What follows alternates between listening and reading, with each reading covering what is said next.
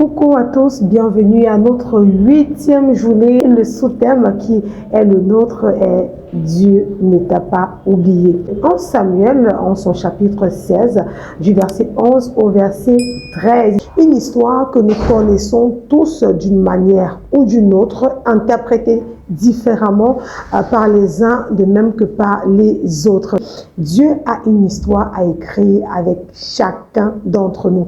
Nous n'avons pas la même histoire, nous n'avons pas forcément la même saison de pouvoir briller, la même saison de pouvoir connaître des exploits et que nous ayons l'impression que Dieu nous a oubliés. Souvenons-nous de l'histoire de David parmi ses frères en termes de présentation familiale. On va dire qu'il ne correspondait pas forcément à tous les critères qui étaient liés à sa famille. Ses autres frères sont présentés comme étant grands, comme étant beaux, comme étant ci, comme étant ça.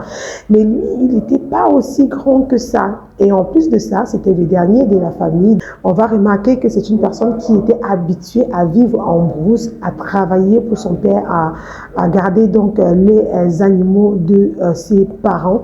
Et pourtant, dans ce moment où tout semblait ne pas être favorable à lui, c'est à ce moment-là que le regard de Dieu se portait sur lui. Tout comme pour vous, tout comme pour chacun d'entre nous.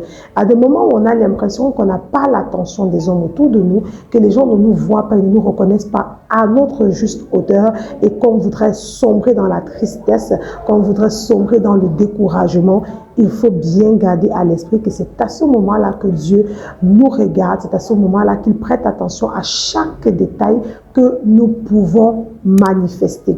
Et donc, c'était le cas pour David. Pendant cette période où il semblait ne pas retenir l'attention de sa famille, lui, il travaillait davantage à bien faire ce qu'il avait à faire, mais aussi à développer sa relation avec Dieu. Ce qui va finalement le conduire à sa réjouissance parce qu'au moment où Dieu voudra élever quelqu'un au rang du peuple d'Israël, c'est lui. On va dire se rejeter, c'est cette personne abandonnée, cette personne qui n'avait pas la carrure, qui n'avait pas la taille et peut-être pas le langage, parce que vous vous souvenez de son histoire, même lorsqu'il va rencontrer ses frères au champ de guerre, ce qu'on va lui dire.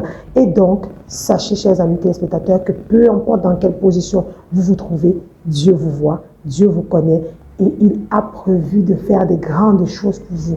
Alors, levez-vous, réjouissez-vous, ne laissez rien vous emmener à perdre votre joie et votre paix. Regardez au moindre détail de ce que Dieu a déjà fait avec vous. Je veux que tu laisses sortir ta lumière au grand jour.